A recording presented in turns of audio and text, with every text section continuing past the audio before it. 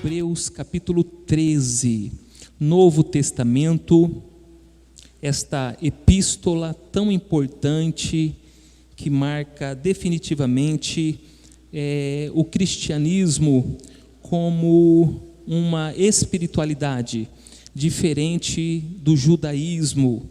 Essa epístola que esclarece para nós como o cristianismo se distingue do judaísmo definitivamente. Uma carta tão importante, onde Deus fala muito ao nosso coração. Graças a Deus, louvado seja Jesus para todo o sempre. Queremos cumprimentar também as pessoas que estão nos assistindo pelo YouTube, Facebook da nossa igreja. Deus abençoe a vida de vocês também, de uma maneira toda especial.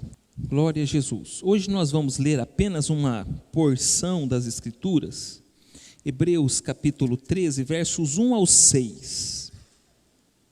Estou lendo na revista e atualizada, tá bom? Estou quase mudando definitivamente para a nova versão transformadora.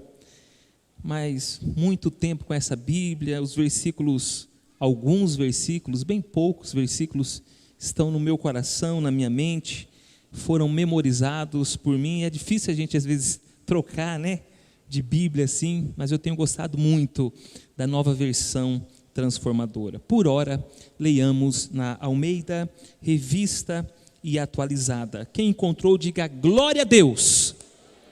Seja constante o amor fraternal. Não negligencies a hospitalidade, pois alguns, praticando-a sem saber, acolheram anjos. Lembrai-vos dos encarcerados, como se presos com eles, dos que sofrem maus tratos, como se com efeito vós mesmos em pessoa fosseis maltratados. Digno de honra entre todos seja o matrimônio, bem como o leito sem mácula, porque Deus julgará os impuros e os adúlteros. Seja a vossa vida sem avareza, contentai-vos com as coisas que tendes, porque ele tem dito: de maneira alguma te deixarei, nunca, jamais te abandonarei. Aleluia! Assim afirmemos confiantemente: o Senhor é o meu auxílio, não temerei. Que me poderá fazer o homem?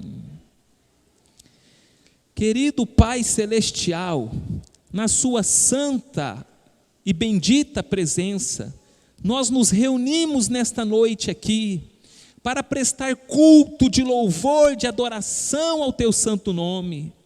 Senhor, a voz é minha, mas a palavra é do Senhor, e a voz que tenho também veio do Senhor. Então que tudo seja para honra, glória, louvor e adoração do teu santo nome, Jesus. Cada coração que está aqui nesta noite, que veio cultuar ao Senhor, que veio adorar ao Senhor, na beleza da tua santidade, Senhor, toda ovelha verdadeira do Senhor, que veio se alimentar nesta noite, Pai, Senhor, que isto aconteça. Bendito seja Jesus, que vive e reina para todos sempre. Nós oramos, Pai, e pedimos-te, abençoe a expressão da tua palavra, em nome de Jesus Cristo, para a glória de Deus. E quem vai morar no céu, diga amém. Amém. Amém. Meus queridos irmãos, irmãs, todo estudante de teologia, aquele que vai fazer o curso de teologia, naturalmente ele sabe que terá que cumprir várias disciplinas, várias matérias. Uma delas se chama teologia sistemática. Em teologia sistemática, nós estudamos vários assuntos, dentre eles, o assunto sobre a pessoa de Deus. E quando estudamos a pessoa de Deus, nós estudamos os atributos de Deus. E os atributos de Deus são geralmente divididos pelos teólogos em duas áreas: os atributos incomunicáveis e os atributos comunicáveis. Os atributos incomunicáveis são aqueles que só pertencem a Deus e que Deus não transmite, Deus não comunica com nenhum ser criado, nenhum. Por exemplo, só Deus é onipotente, só Deus tem todo o poder, amém? Só Deus é onisciente, isto é, só Deus sabe de todas as coisas, amém? Só Deus é onipresente, só Ele, mais ninguém, pode estar em todos os lugares ao mesmo tempo, e Ele está aqui nesta noite, amém? Glória a Deus, aleluia. Mas também tem os atributos comunicáveis, que são os atributos que Deus deu aos seres humanos. Quando Ele diz façamos, quando Ele disse façamos o homem à nossa imagem e semelhança. Isso significa ser imagem e semelhança de Deus, possuir algumas características do próprio Deus. Então, um atributo de Deus que é comunicado a nós é a justiça. Todos nós que somos de Deus ficamos furiosos, indignados com a injustiça. Um outro atributo comunicável da parte de Deus para as nossas vidas é a bondade. Até mesmo os pecadores conseguem praticar boas obras. Não foi isso que Jesus ensinou? Se vocês que são maus, como pais, sabem dar coisas boas para os vossos filhos, quanto mais o vosso Pai Celestial não fará bem a cada um de vocês. Um outro atributo comunicável é o amor. Deus ama e nós também devemos amar. Somos criados para sermos amados e para nós amarmos. E quando a gente olha para a palavra de Deus, a gente vai percebendo que essa questão do amor, ela é muito forte na vida do ser humano e inclusive no relacionamento com Deus. Se você se lembrar do Evangelho de Mateus, ali pelos idos do capítulo 22, você vai perceber Jesus resumindo os 10 mandamentos em 2. E ele diz então, primeiro, amarás o Senhor teu Deus de todo o teu coração, de toda a tua alma, de toda a tua força e de todo o teu entendimento. Segundo mandamento, amarás o teu próximo como a você mesmo, como a ti mesmo. Então o amor está lá. E é interessante, irmãos, Jesus aproximando-se da hora da morte, aproximando-se da cruz do Calvário, o Senhor Jesus Cristo, Ele reúne os seus discípulos, começa a fazer várias ministrações, vários discursos para eles. E lá no capítulo 13, salve melhor juízo, versículo 35, ele diz assim: nisto o mundo conhecerá que vocês são os meus discípulos. Nisto o quê? Se vocês amarem uns aos outros. Como é que o servo de Deus, a serva de Deus, o discípulo de Jesus, o cristão, ele é reconhecido pelo mundo?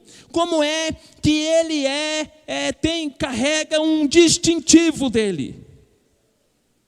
É pelo amor.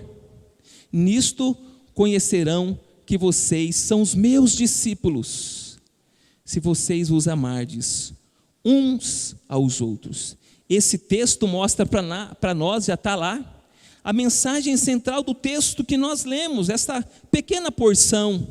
E esta mensagem central alcança o nosso coração nesta noite, nos lembrando que o amor é sim uma marca essencial do cristão.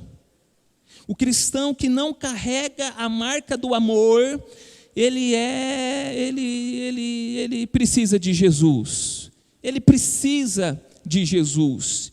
E o apelo do autor, a epístola aos Hebreus, no finalzinho da sua carta para estes irmãos aqui, é justamente esse desejo de vê-los praticando o amor.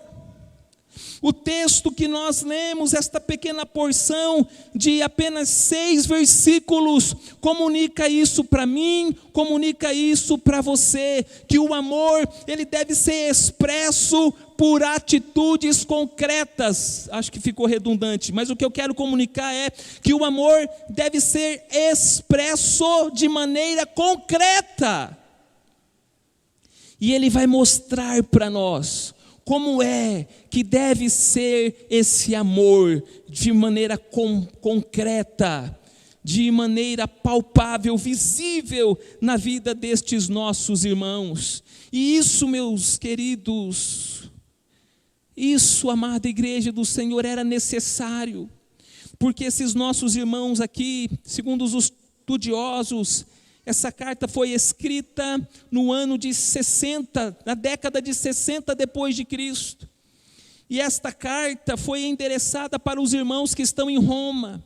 Roma, naquele momento, deve ter mais ou menos 60 mil judeus cristãos.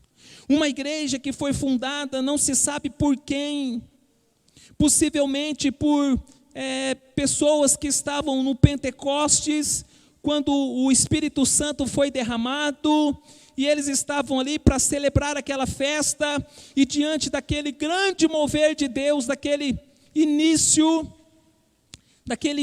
da igreja ali, do derramamento do Espírito Santo, então eles voltam para Roma, e lá eles fundam a igreja, eles dão início à igreja, plantam a igreja.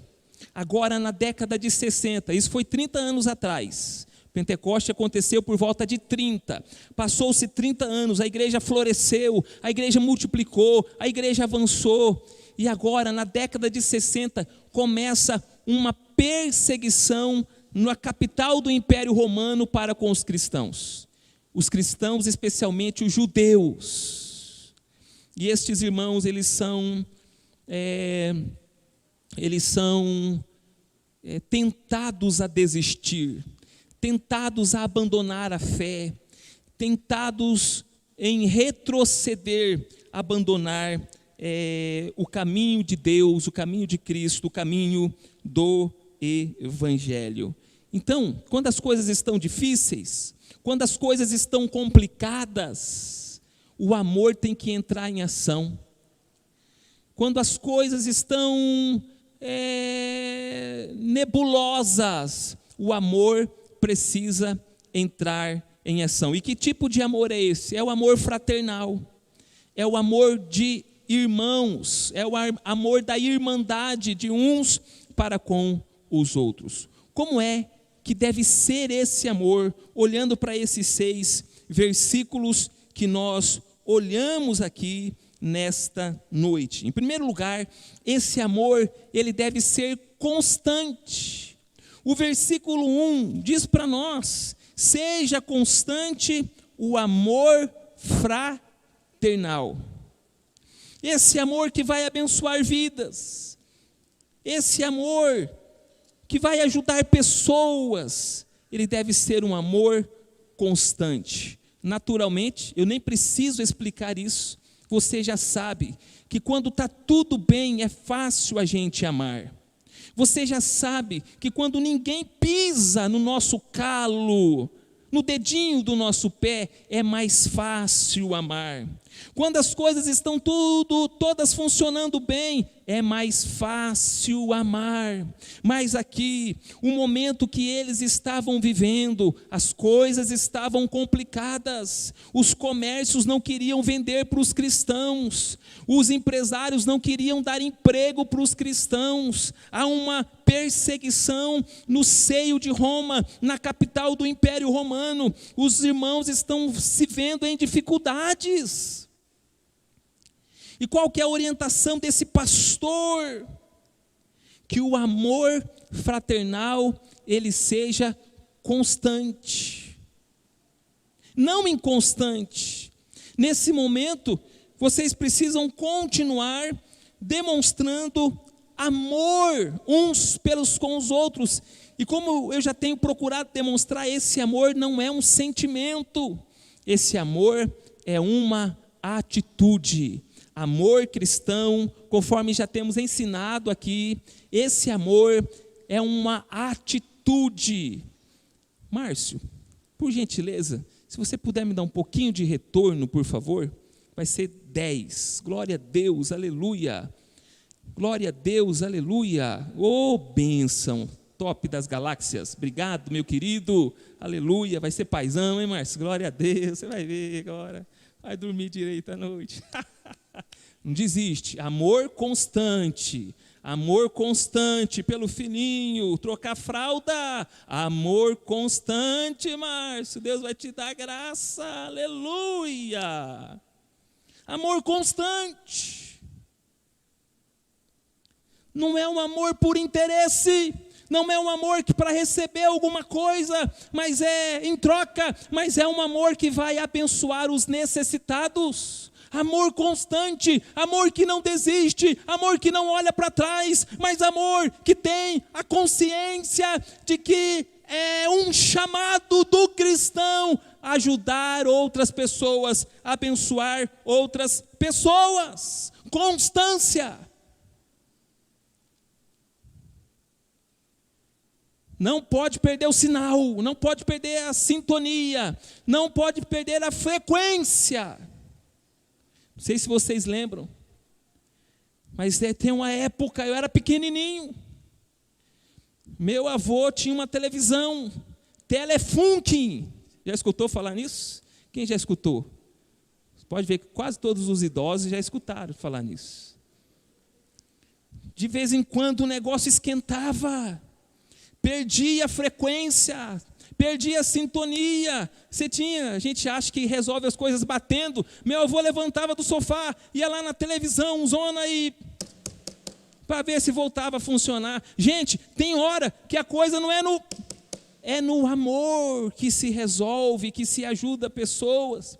Quantas vezes, numa outra geração, num outro momento, os adolescentes nem sabem disso, nem os jovens sabem disso. Os meus avós ficavam escutando o futebol pelo radinho, ficava com o radinho. E não tinha essa tecnologia toda que tem hoje. De repente começava a falhar, perdia a frequência. Ele começava a andar de um lugar para o outro, para tentar achar a frequência. Já teve essas épocas no Brasil, gente. Perdia a frequência, perdia a conexão. Conexão é uma palavra mais moderna. Naquela época não era algo moderno. Quando você viajava de carro, estava escutando uma rádio evangélica, é claro, crente escuta a rádio evangélica. Estava escutando a rádio evangélica, um hino lá, de repente descia a montanha e sumia a frequência. Quando acaba a frequência, acaba o sentido. Quando acaba a frequência, acaba o prazer de você estar vivenciando um momento. Mas você não pode desistir, você vai lá e tenta lá no botão. Era botão, não era digital, que você apertava e ele buscava. Não tinha o sistema de busca, era no botão. Você ficava mexendo, tentando achar. Que na igreja tem pelo menos 2 irmãs que estão com Alzheimer. Mas eu fico maravilhado como os filhos não desistem dela. Ela já não lembra de mais nada. Ela não sabe com quem ela está conversando. ela cai, não consegue fazer movimentos. Mas os filhos estão lá, demonstrando o amor, mesmo que o reconhecimento da mãe não seja mais possível. E é assim que o cristão faz. Ele não faz para ser reconhecido pelo próximo, ele faz porque ele tem a imagem de Deus, ele tem o caráter de Deus, ele tem a essência de Deus, ele tem a comunicação do atributo de Deus para a vida dele. Então ele faz para a glória de Deus.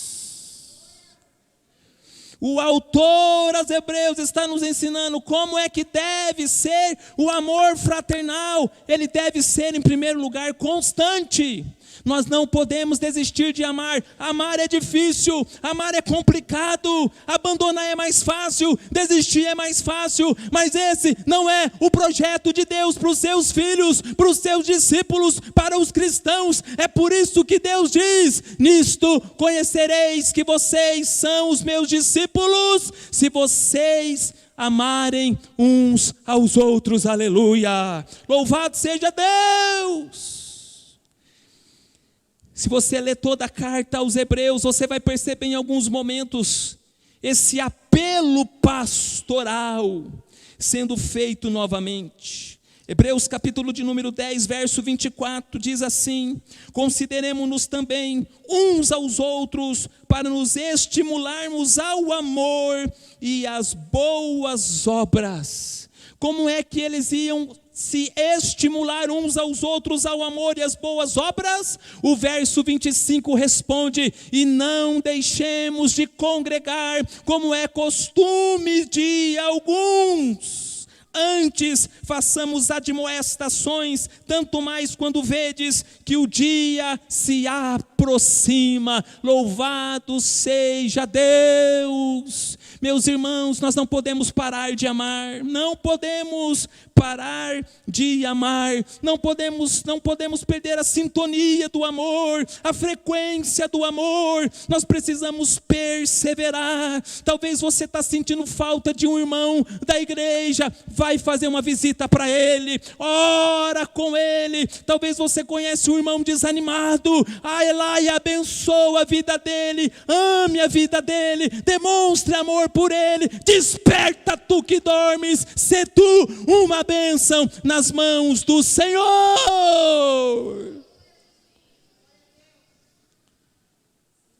O amor deve ser constante. Segundo lugar, o amor deve ser acolhedor. Versículo 2 diz para nós: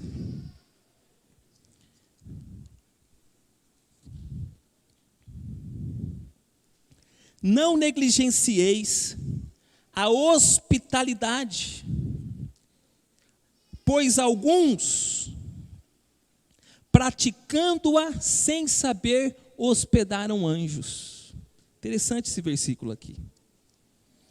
Hospitalidade tem a ver com acolhimento, né? Com a acolhida que a gente dá para as pessoas. Hospitalidade, palavra que derivada vai lembrar de hospital, onde as pessoas são cuidadas. Então, hospitalidade transmite a ideia de você receber alguém, para você ajudar esta pessoa.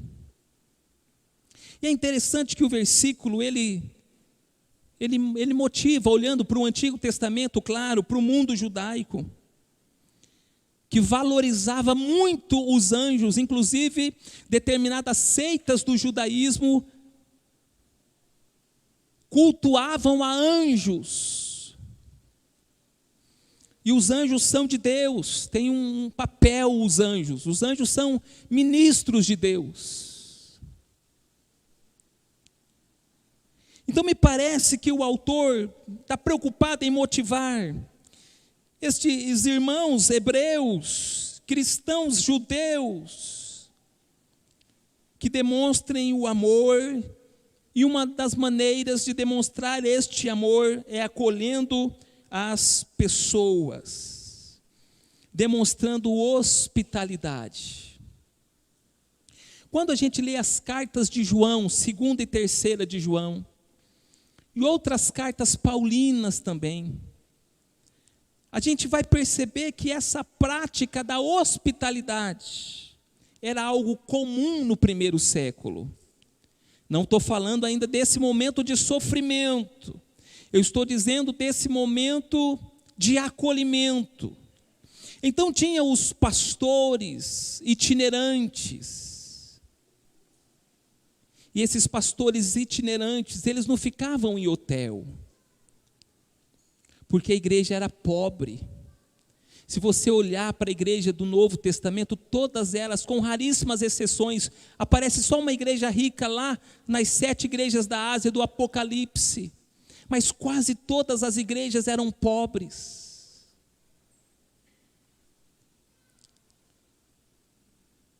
Então quem deveria hospedar esses pastores, missionários, esses evangelistas, eram os irmãos. E talvez há 20 anos atrás era assim que funcionava. Eu me lembro o pastor Joel um dia contando no seminário, ele foi nosso diretor, pastor desta igreja também 2 vezes. Os pais dele hospedavam pastores na sua casa. E ele sempre teve o desejo de ser pastor, como é até hoje. E ele conta que um dia os pais hospedaram um pastor e ele ficou todo curioso, né? Como será que o pastor dorme? E ele esperou todo mundo dormir, né? Aí ele foi lá devagarzinho, abriu a porta e viu o pastor dormindo, com pijamão. E ele descobriu que o pastor dorme igual a qualquer outra pessoa.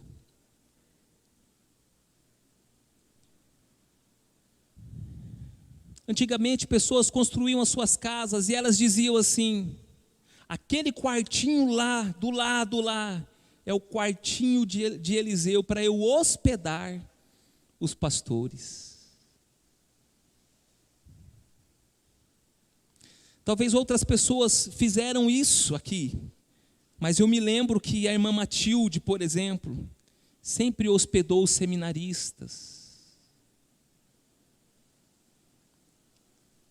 Hospedar tem a ver com o desejo de receber pessoas para ajudá-las. Um dos critérios para ser presbítero e para ser pastor é ser hospitaleiro.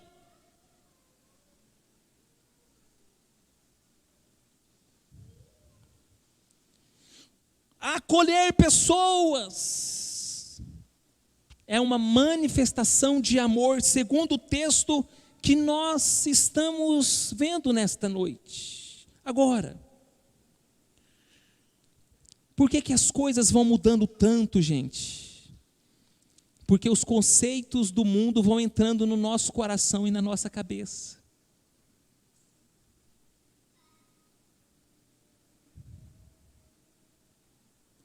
Porque a gente pensa que para hospedar alguém a gente precisa ter bastante dinheiro.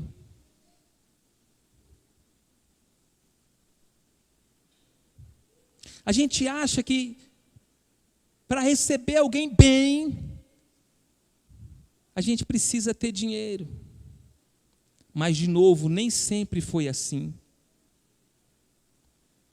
Quantas vezes as festas de aniversário, pelo menos dentro da minha realidade, talvez não a sua, nem refrigerante tinha, era um pão com carne moída e olha lá, hein?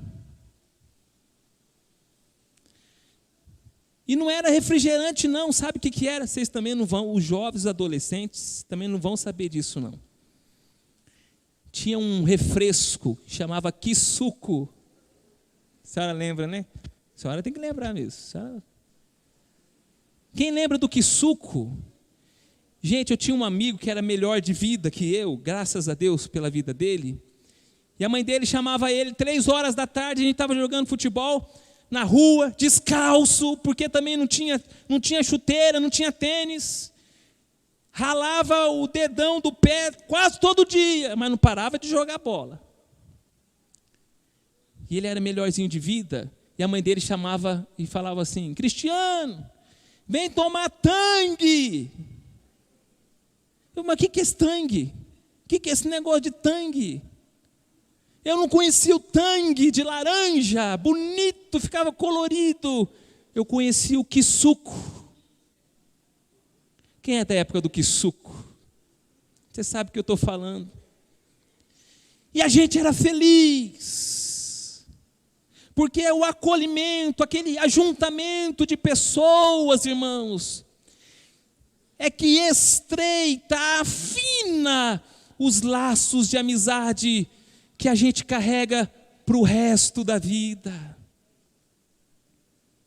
Quantas vezes aqui nesta igreja, algumas vezes, eu já vi mãe falando que o filhinho não ia à festa para a qual foi convidado, porque tem uma cultura que quando você vai à festa, o que você tem que levar? Tem que levar presente.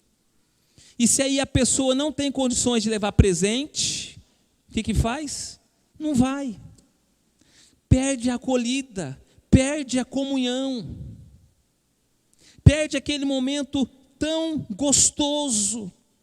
Acolhimento é o desejo de estar junto, de fazer bem e de receber o bem. Gálatas diz para nós: não vos cansei de fazer o bem, porque ao seu tempo o Senhor fará com que você colha esta semeadura. Interessante que na Bíblia fazer o bem para um homem de Deus pode começar com a entrega de um copo d'água, e o Senhor diz: aquele que dá um copo d'água para um profeta, na qualidade de profeta, se faz com a motivação correta, se faz com o coração aberto, esse receberá galardão de profeta.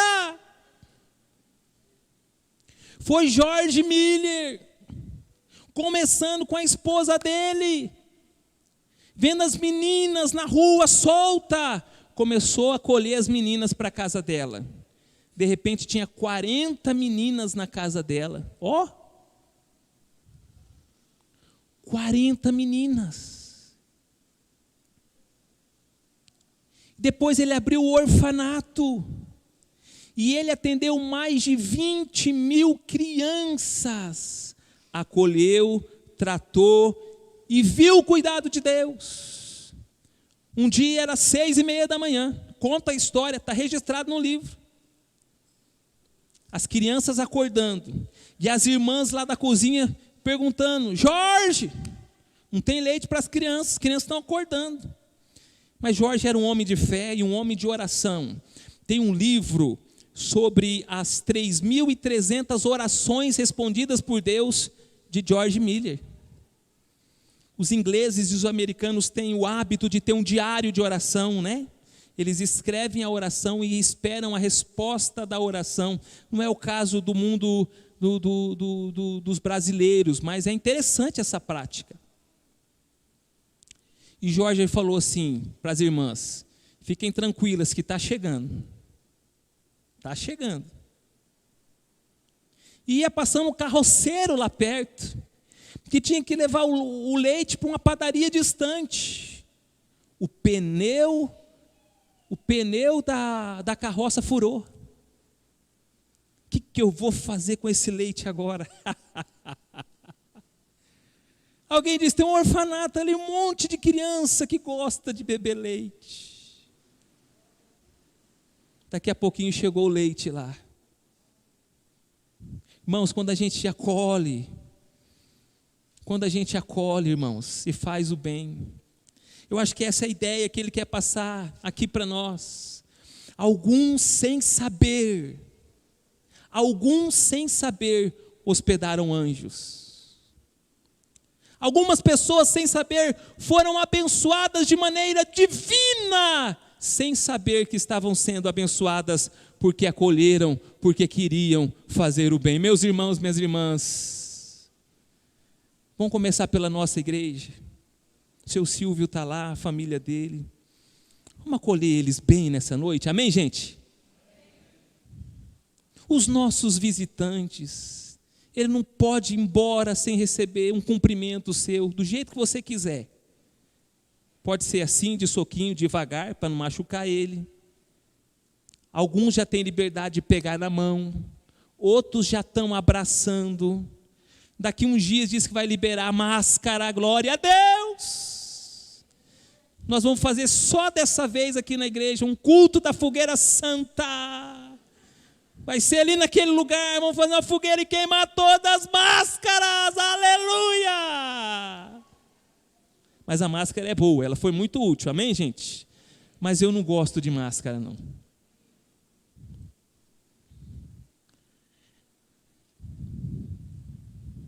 Terceiro lugar, como deve ser o amor fraternal, porque nós temos uma marca do cristão, né? Uma marca essencial do cristão é o amor. O amor é uma marca essencial do cristão, essa é a mensagem central. Então, como deve ser esse amor? Em primeiro lugar, esse amor deve ser constante. Em segundo lugar, esse amor deve ser acolhedor. E em terceiro lugar, esse amor deve ser misericordioso. Versículo 3 diz assim: lembrai-vos dos encarcerados, como se preso com eles, dos que sofrem maus tratos, como se com efeito vós mesmos em pessoa fosseis maltratados. O que é misericórdia? Duas palavras latinas unidas, que formam uma outra palavra. Mise de miséria e cardia de coração. O que significa? Colocar o meu coração na miséria do outro e esperar que o outro também coloque o coração dele na minha miséria. Misericórdia é isso, da parte de Deus para as nossas vidas, né? Deus faz isso conosco todos os dias. As misericórdias do Senhor são a causa de nós não sermos consumidos. Nós estamos aqui por causa da misericórdia de Deus, senão o Satanás já tinha triturado nós. Desculpa, irmã Luana. Satanás já tinha nos triturado. Certa vez, diz a palavra de Deus, Pedro estava conversando com Jesus. Pedro tinha feito uma confissão linda, respondido a pergunta de Jesus: quem dizes os homens que eu sou? E Pedro, então, representando o colégio apostólico, respondeu: tu és o Cristo, o Filho de Deus.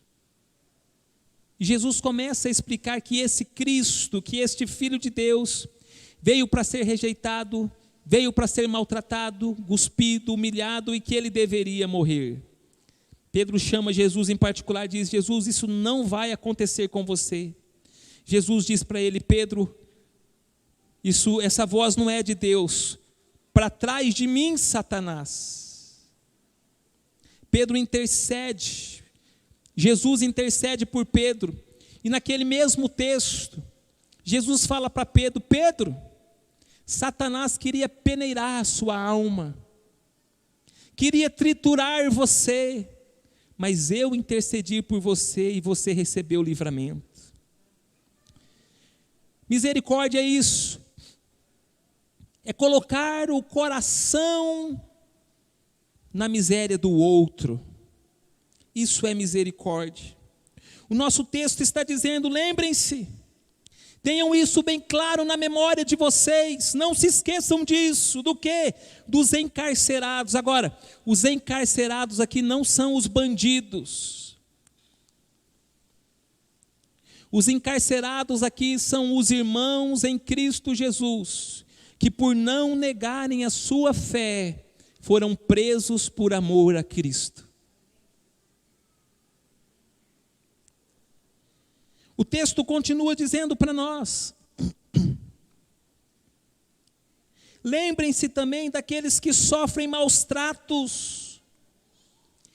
Que tipo de maus tratos registra a história da igreja? Nessa década de 60, esses irmãos judeus cristãos estão começando a serem jogados para os leões nas arenas, se tornando espetáculos para alguns auditórios. Alguns irmãos estão sendo triturados. Lembrem-se desses. E como que deve ser esta lembrança misericordiosa? Diz o texto: como se com efeito vós mesmos em pessoa fosseis os maltratados. Vou lembrar diante de Deus de uma pessoa, e eu começo a me imaginar, né? Se fosse eu levando aquela chicotada de Jesus, que Jesus, não Jesus me batendo, a chicotada que Jesus levou, como que eu me sentiria? Como pastor, me sentiria, se eu fosse o pastor, lá onde o pastor Benício na África, e eu olhasse para a minha igreja pegando fogo, a igreja, o templo, né, o lugar de oração, onde os muçulmanos colocaram fogo no lugar onde eles estavam congregando, e tudo virou cinza. Como que seria a minha oração? Seria aquela oração relâmpago: Jesus abençoe e dá vitória, em nome de Jesus, amém? Como que seria a minha oração? Como que é a minha oração pelos irmãos da China, que congregam nos túneis daquela grande nação? Como que é a minha oração por estes irmãos que sofrem? Como que é a minha oração por aquela esposa de um pastor lá nos países perseguidos, onde acabou de chegar a notícia para ela de que o marido dela foi decapitado e ela tem 2, 3, 4, 5, 6 filhos para cuidar? Como que seria minha oração? Essa oração tem que ser uma oração misericordiosa. Quem está entendendo, diga amém. Eu desconfio, mas eu orei bastante essa semana nesse texto. Tem hora, irmãos, que eu leio a Bíblia, quase sempre, eu fico com vergonha do meu cristianismo. Você já sentiu assim? Você já sentiu assim? Desse jeito? Eu fico perguntando: Senhor, será que eu amo essas ovelhas mesmo? Será que eu amo esse rebanho que o Senhor me deu mesmo?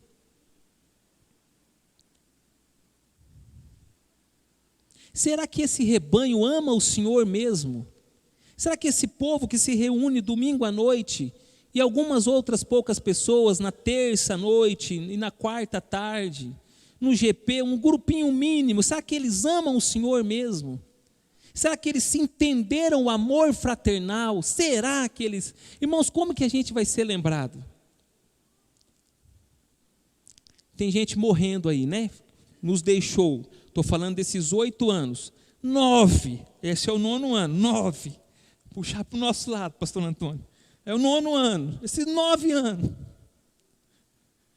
Então a irmã Hilda, por exemplo, como que a irmã Hilda é lembrada? Às vezes eu estou fazendo visita, alguém fala: a irmã Hilda, profetiza do Senhor, mulher de oração. Beleza, um jeito de ser lembrado. Esses dias eu estava fazendo uma visita para outra irmã Hilda, a Hilda Leonel. Aí ela lembrou da irmã Maria, da sua mãe.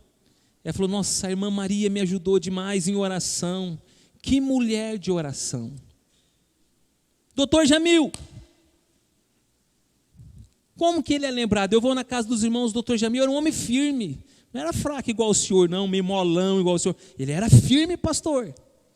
Um homem firme.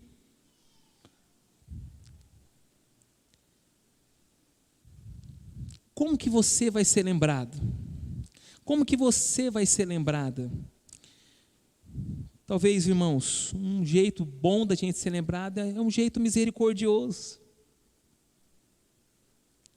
Essa manifestação de misericórdia, de se colocar na miséria do outro, seria um jeito interessante de nós sermos lembrados. Amor fraternal. Amor fraternal. Em quarto lugar, o amor deve ser puro. Versículo de número 4 diz assim, estou virando a página da minha Bíblia, aleluia.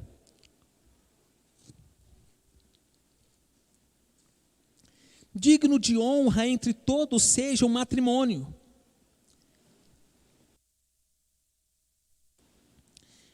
Bem como o leito sem mácula, porque Deus julgará os impuros e os adúlteros. Você sabia que a sua esposa, além de ser sua esposa, ela é sua irmã em Cristo Jesus? Você sabia que o seu maridão, além de ser seu maridão, ele é seu irmão em Cristo Jesus? Então, nessa classificação de amor fraternal, ele lembra do matrimônio, ele lembra do casamento. E uma manifestação concreta, uma expressão concreta do amor no casamento é a pureza. Digno de honra entre todos seja o matrimônio, bem como o leito sem mácula, ou seja, o leito puro. Por quê? Porque Deus julgará os impuros e os adúlteros. Então tem muita coisa aqui nesse versículozinho, que a gente podia tratar num encontro de casais. Primeiro, porque digno de honra entre todos seja o matrimônio, porque antes de Deus criar a instituição escola, Deus criou o casamento. Porque antes de Deus criar a instituição igreja, Deus criou o casamento. Porque antes de Deus criar a sua empresa e dar essa empresa para você, Deus criou o seu casamento. O casamento é uma prioridade. Por isso a gente ensina. Vou repetir de novo, uma hora entra. Eu creio que o Espírito Santo vai trabalhar. Em primeiro lugar, Deus. Em segundo lugar, a sua família. E em terceiro lugar, o seu trabalho. Amém, gente? Se você pratica ou não, o problema é seu. Mas essa é a ordem de Deus. Depois chora. Chora nos pés de Jesus. Se você inverte essa ordem. Então é uma instituição honrada aos olhos de Deus e deve ser honrada na sociedade. Deve ser honrada na sociedade. O que destrói um casamento? Tem umas interferências, não tem? Por exemplo, quando falta dinheiro é complicado, né? Conversava com um amigão meu, está passando uma situação difícil. E ele falava assim, pastor, está muito complicado. Eu penso na minha esposa. Faz tempo que a minha esposa, pastor, eu não consigo levar ela para um salão de cabeleireiro. Faz tempo que ela não faz as unhas. Então, as finanças interferem? Interfere. Comunicação? Interfere? O casal não tem uma boa comunicação? Interfere? Claro que interfere. Se você não tem um bom papo, não tem uma boa conversa, interfere. Mas o que destrói um casamento?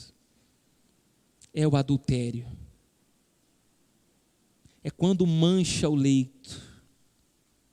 Aí destrói o casamento. Por que destrói o casamento? A pessoa que nós mais confiamos nessa vida é Deus. Amém, gente? Se a pessoa que você mais confia não é Deus, tem uma idolatria que precisa ser derrubada na sua vida. Mas a segunda pessoa que nós mais confiamos é o nosso cônjuge. É o nosso cônjuge. E aí, de repente, você descobre, talvez por terceiros, que o seu cônjuge está te traindo. Seu mundo acaba. Seu mundo desaba. Por quê? Porque a pessoa que você mais confiou traiu a sua confiança. Então aqui o apelo é para os casados, em primeiro lugar. Não trai o seu marido, não. Não trai a sua mulher, não. Isso não é de Deus. Não é a vontade de Deus que você tenha uma aventura sexual. Se você é casado, eu estou preocupado, irmão, eu sou muito preocupado. O cabelo está caindo tudo de preocupação. Eu faço casamento, o culto, né? O casamento é no cartório. Na igreja é o culto para pedir a bênção de Deus. E eu tenho percebido que na hora dos votos, agora está uma moda, cada um faz o seu voto. Na hora dos votos, não está tendo mais até que a morte nos separe. Eu vou estar com você na hora da enfermidade. Com dinheiro ou sem dinheiro, eu vou estar com você, nós vamos estar juntos até o final. Tiver que morar debaixo da ponte, nós vamos morar debaixo da ponte. Essa parte nunca teve, né? Mas os votos sagrados do matrimônio, quando eram realizados pelos pastores, eles eram fundamentados na aliança conforme as Sagradas Escrituras. Agora, eu sou convidado, espero que depois dessa pregação eu continue sendo convidado. Ah, Jesus, está fácil ser pastor hoje, mas não, hein, gente? O negócio está tudo virado. Mas Deus está dando graça, amém, gente? Quando Deus estiver dando graça, nós vamos orientar o povo de Deus, que o pastor é chamado para orientar o povo de Deus na palavra. Versículo 7 de Hebreus: lembrai-vos dos vossos pastores, os quais vos pregaram a palavra. Talvez eu não revelo, talvez eu não curo, talvez eu não faça um monte de coisas que vocês querem que eu faça, mas eu vou pregar, vou tentar pregar a palavra de Deus.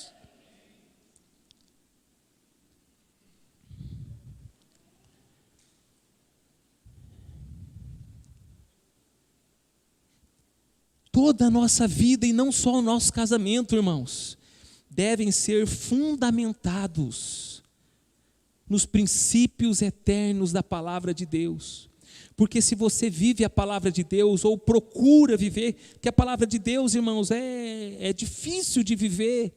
O padrão é: sede perfeitos como o vosso Pai Celestial é perfeito. Quem é que consegue ser perfeito? Mas nós somos como aqueles pássaros que voam em direção às estrelas, na esperança de um dia poder alcançá-las. É um ideal de Deus para as nossas vidas. Nós vivermos a palavra de Deus, nós tentarmos praticar a palavra de Deus, nós tentarmos experimentarmos a palavra de Deus.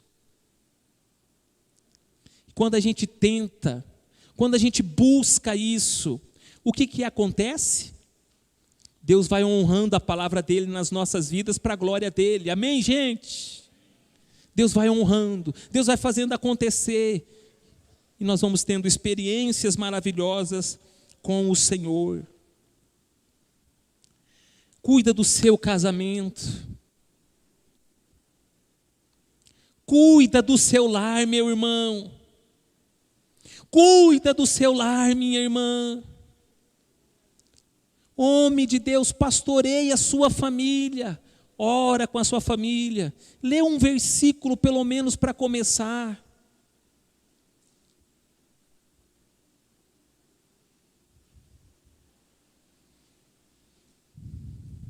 Você precisa influenciar esses meninos, essas meninas, de maneira positiva, é claro. A gente está influenciando, está abençoando. Ontem a gente foi numa festa de casamento. Aí o meu filhinho pequenininho falou para minha esposa: mãe, acho que quando eu crescer, acho que eu vou casar aqui, viu? Não é um lugar muito bonito, mas a comida é boa, e o pai falou que é barato.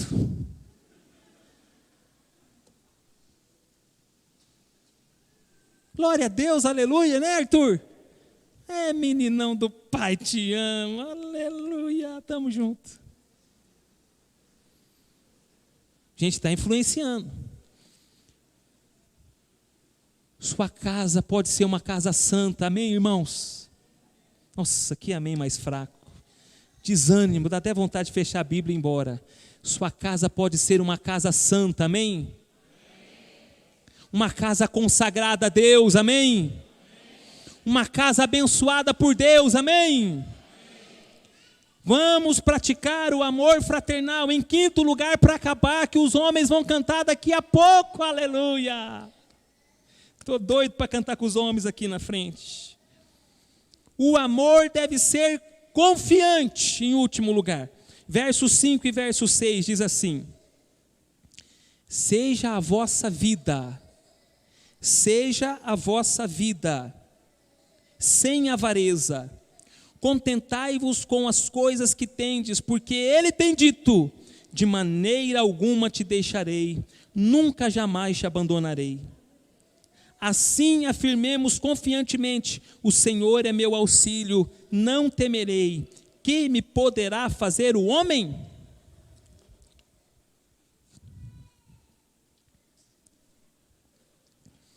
O que os homens poderiam fazer com os servos de Deus neste momento em que o autor aos Hebreus está escrevendo esta carta? O que eles podiam? Eles podiam matá-los, eles podiam torturá-los, eles podiam cortar o vínculo de trabalho. Os pagãos já estão perseguindo os irmãos, porque nesse momento a igreja, ela é chamada pelos religiosos daquela época como ateia ou ateus, porque enquanto as outras igrejas creem em muitos deuses, a igreja cristã só cria em um Deus, ela era monoteísta e não politeísta. Então está tendo conflito na sociedade. A igreja está crescendo, a igreja está avançando, a igreja está expandindo. Então os valores do mundo não estão coadunando com os valores do reino de Deus. E aí começam os conflitos. Quando começam esses conflitos, o que acontece? Os valores começam a ser negociados. E aí ele diz para nós: seja a vossa vida sem avareza. O que é avareza? O que é avareza? Avareza tem a ver com dinheiro, né? Então eu tenho dinheiro, mas eu não quero ajudar o meu próximo. Eu tenho dinheiro, mas está vindo uma crise aí, então esse mês eu não vou entregar o dízimo, não. Eu tenho um dinheiro, mas eu estou sentindo que a gasolina está alterando, vai subir o gás. Esse mês eu não vou dar oferta, não. Eu sei, eu ouvi falar que tem uma família necessitada, mas eu vou orar por eles. Mas eu não vou ajudar com mais nada, não. Vou só orar. Já é uma coisa boa, mas se você pode fazer mais, a gente devia fazer mais. Agora, a avareza aqui não é só a atitude de ter dinheiro e não ajudar, não contribuir. A avareza aqui também é o sentimento, o princípio que está dominando o coração de que Deus não vai cuidar de mim, de que Deus não vai suprir as minhas necessidades. É por isso que o autor, ele faz uma citação, e ele diz, uma citação dos Salmos, lá do Antigo Testamento, e ele diz: contentai-vos com as coisas que tendes. Contentamento é uma coisa que tem que ser pelo Espírito Santo, principalmente nós do mundo ocidental que vivemos numa sociedade capitalista, que diz: você vai bem pelo carro que você anda, você vai bem pela grife da roupa que você usa, você vai bem pela marca do sapato que você usa, você vai bem se você conseguir acumular uma determinada quantidade de bens, você vai bem se você usar o perfume tal, você vai bem se você frequentar o restaurante tal, você vai bem se você for para o resort tal, se você for para o hotel tal, se você for para tal lugar.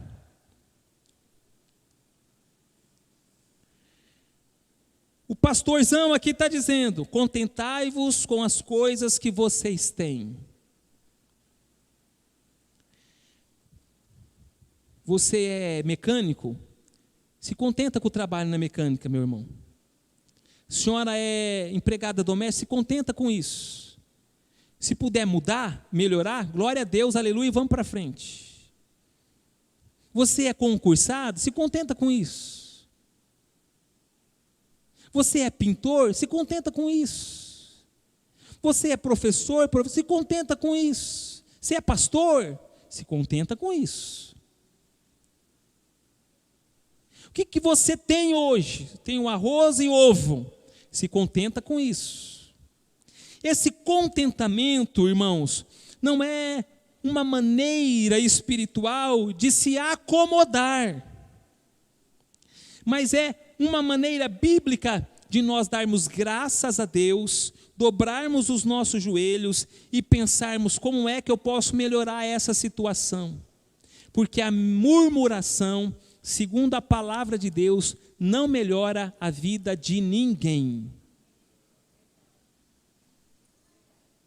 Vamos dizer isso juntos? A murmuração, vamos junto mais forte, a murmuração não melhora a vida de ninguém. Você já viu alguém que murmura melhorar a vida? Eu não vi. Não conheço ninguém que vive murmurando melhorar de vida. Agora alguém que ora, alguém que agradece a Deus, que batalha, que trabalha, que vai atrás, eu já vi Deus abençoar e abrir as portas. Mas a ênfase aqui que eu quero dar